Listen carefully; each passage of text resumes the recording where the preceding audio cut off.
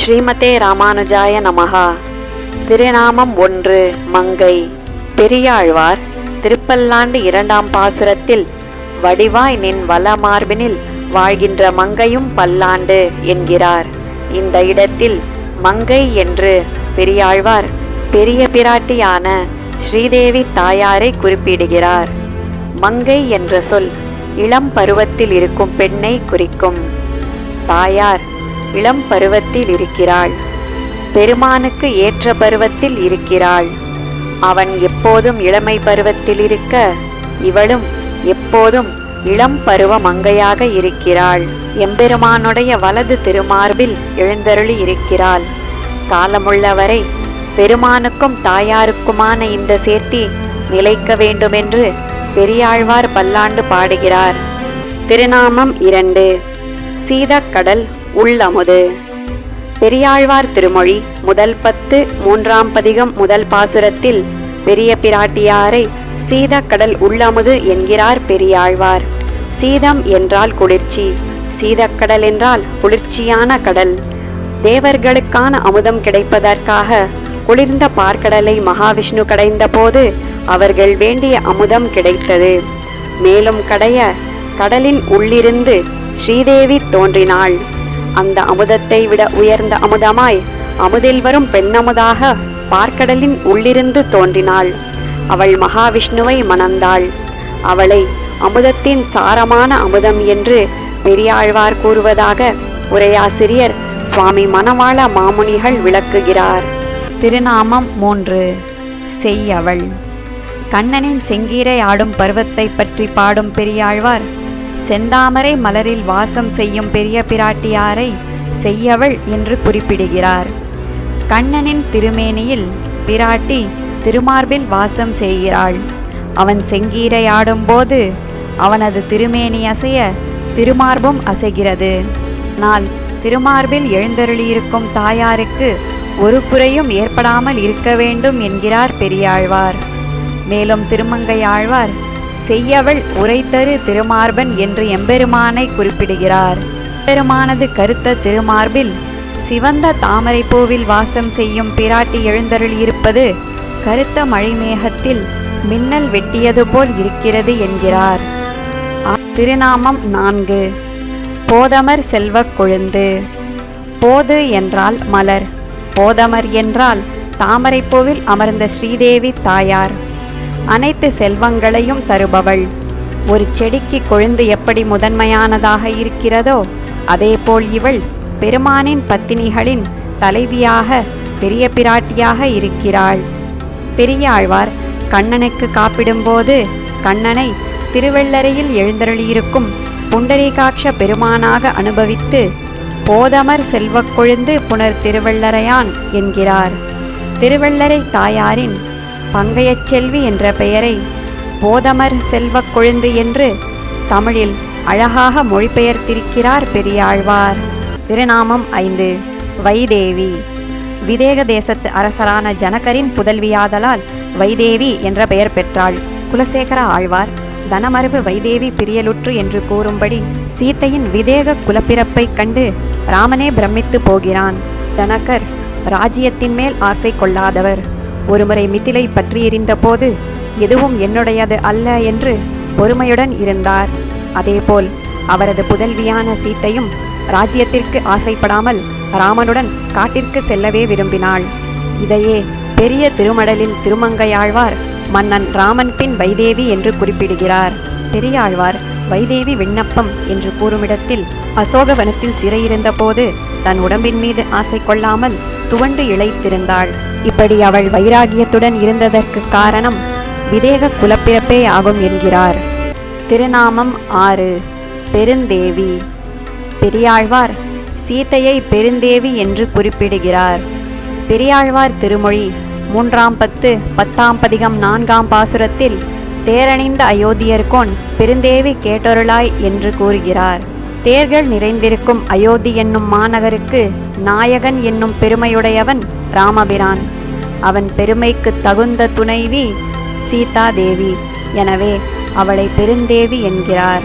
பெருந்தேவி என்பதற்கு பெரிய தேவி என்று பொருள் கொள்ளலாமோ எனில் இல்லை. சிறிய தேவி வேறு ஒருத்தி இருந்தால்தானே இவளை பெரிய தேவி என்று அழைக்க முடியும். ஆனால் ராமனுக்கு சீதை ஒருத்தியே தேவி. அதனால் பெருந்தேவி என்பதற்கு பெருமைமிக்க தேவி என்பதே பொருள் என்று உரையாசிரியர் சுவாமி மணவாள மாமுனிகள் காட்டுகிறார். திருநாமம் 7. சீதை. சீதை என்பதோர் தெய்வம் என்கிறார் திருமங்கை ஆழ்வார். நாராயணன் ராமனாக அவதரித்த போது பெரிய பிராட்டி சீதையாக அவதரித்தாள். சீதை கர்ப்பவாசம் செய்யாமல் பூமியிலிருந்து ஜனக மகாராஜாவின் புதல்வியாக தோன்றியவள். ராமாயணத்தில் 3 உலகங்களும் சீதையின் ஒரு பகுதிக்கு ஒப்பாகாது என்று கூறப்பட்டுள்ளது. ஒரு தராசு தட்டில் சீதையையும் மறுதட்டில் ராமனையும் அவனுடைய அனைத்து செல்வங்களையும் வைத்தாலும் சீதையின் தட்டு தாழ்ந்திருக்கும். சீதை ராமனை விட உயர்ந்தவள். அவளுக்காக எவராலும் அசைக்கவோ வளைக்கவோ முடியாத வலிமையான சிவதனுசை ராமன் முறித்தான். ராமன் என்னும் கற்பக மரத்தின் ஒரு பகுதியான கொம்பு போன்றவள் சீதை. அவளை ராமனிடமிருந்து தனியே பிரித்து சிறை வைத்தான் ராவணன். அவளை காப்பாற்றுவதற்காகவே ராவணனை அழித்தான் ராமன். திருநாமம் 8. உருப்பினி. உருப்பினி என்பது ருக்மிணி என்பதன் தமிழாக்கம். நாராயணன் கண்ணனாக அவதரித்த போது மகாலட்சுமி ருக்மிணியாக அவதரித்தாள். அவளை திருமணம் புரிவதற்கு காத்திருந்தான் சிசுபாலன். ஆனால் நற்குணங்கள் நிறைந்தவளான ருக்மிணி பிராட்டி கண்ணனை திருமணம் செய்து கொள்ள ஆசைப்பட்டாள்.